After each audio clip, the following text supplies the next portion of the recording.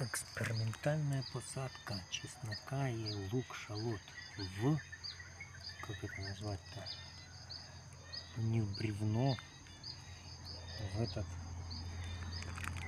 обрезок банановой пальмы. Она вот такая пещеристая структура, хорошо держит влагу. Посмотрим, что будет. Видел, как делают, решил тоже попробовать. Насадили в огороде. А эти бананы, когда сниму, то вот этот побег, как это сказать, ну ствол, да, он тоже так же его закину и на зеленушку посажу. Шалот и чеснок.